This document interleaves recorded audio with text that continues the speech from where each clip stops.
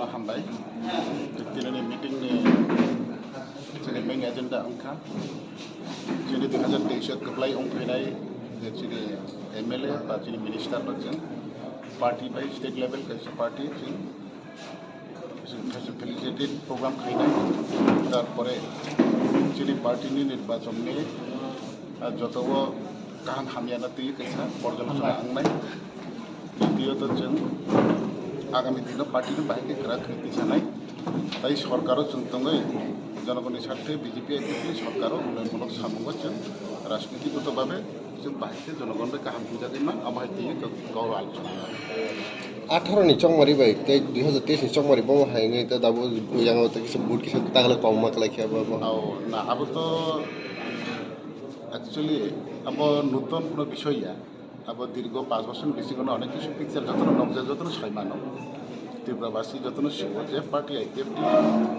হয়তো বা কাইসা ইস্যুনো তিনি 2009 ইস্যুনি আচাইয়ে যে আন্দোলনকে ফেমেন উগলাগ হয়তো বিগত 2018 যে দীর্ঘ 25 বছর একদম লাগাতার যে সরকারকে ফাইনাই আপনার দেশ সত্যি তুমি বিজেপি বাইছেন আটা দঙ্গিন সরকার হদগইছেন প্রথমবারের মতন বিজেপি আইপিএফটি সরকার তুই মাখা তুই মামানি পরেও না जों जे सानमानि इसोरावनो दिनो आबुन हाइतिसा कायसा बुमुं फास्लायबाय हयতো बुबाग्रानि नेतृत्व कायसा राजनैतिक दल आजिबनि परेवनो जों पार्टी একটা আঞ্চলিক দল মাইনরিটি জাতি গোষ্ঠীর না আঞ্চলিক আসতে আর जों মাইনরিটি মুন উপলগন তাই কিসা যে বুবাগ্রা বড় নেতৃত্ব রিবেন তাই কিসা দল কিসা অটোমেটিকলি অদল করি না তংমানি কিন্তু ফিয়াবা जों যত কাহাম দিকে ওয়ানসুক নাইরো তিনিবো কাহামনো ওয়ানসুকিনো ও পার্টির जों ঠিক খায় जों স্ট্যান্ড जों ঠিক দংমাবাই তিনি জরাতে जों সরকারও দং এবং जों নির্বাচন বাগে जों সরকার দং গাवसारनि सुजुगखौ जों मानिदों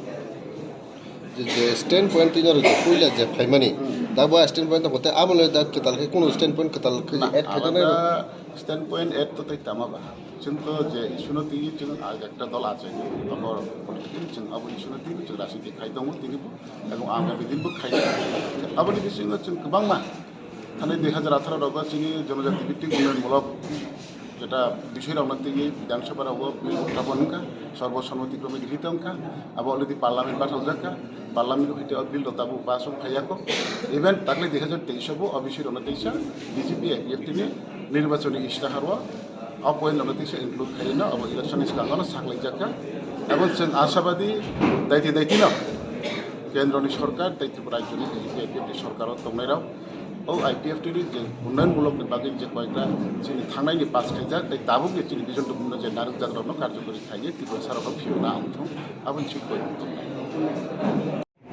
2023 বিধানসভা নির্বাচন আমরা আইপিএফটি একটা রিজনাল পলিটিক্যাল পার্টি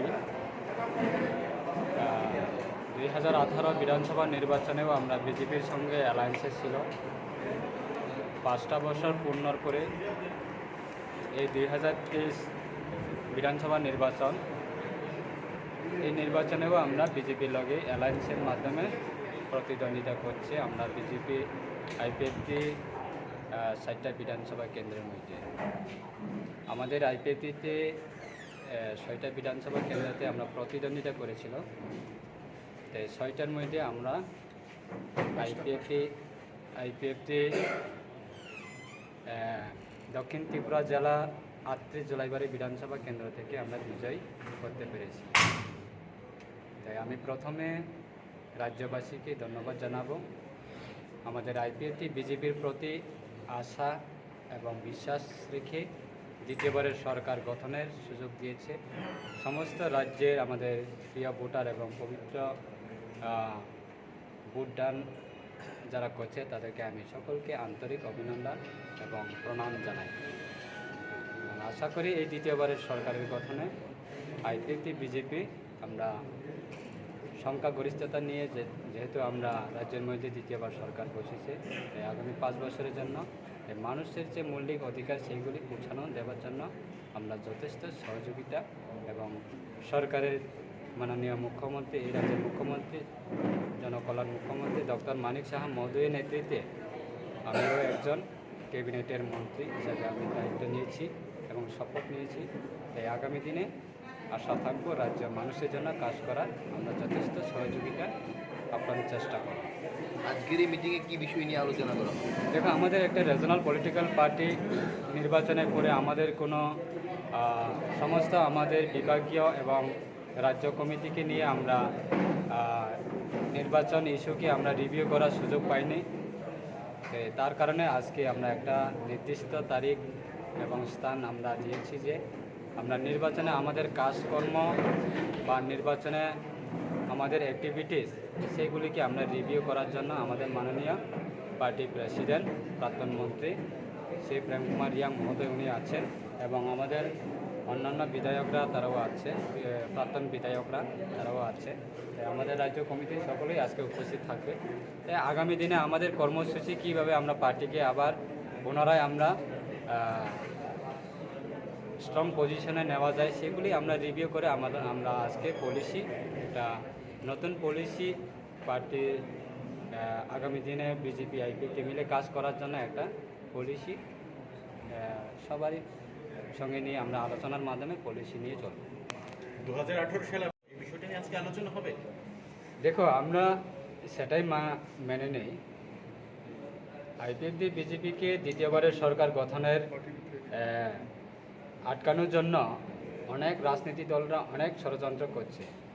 যেমন কংগ্রেস সিপিএমরা তারা সরাসরিভাবে মানুষের চোখের সামনে ডাইরেক্টলি তারা অ্যালায়েন্স হয়ে গেছে। আর বিগত দিনে যখন সিপিএমরা 25টা বছরের রাজ্যে ক্ষমতা ছিল তখন কিন্তু অনেক কংগ্রেস কর্মীরা হ্যারাসমেন্ট হয়েছে, অনেক কংগ্রেস কর্মীরা অত্যাচার হয়েছে, আক্রমণ হয়েছে, কেউ প্রাণ হারিয়েছে।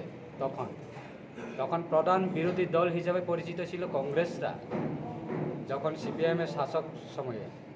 তো আজকে যখন বিজেপি আইপিএফটির সরকার গঠন হয় 2018, এই যে স্বচ্ছ সরকার এবং মানুষের জনকল্যাণের সরকারকে কিভাবে আটকানো যায় সেটাকে সবাই শত্রুরা একত্রিত হয়ে গেছে।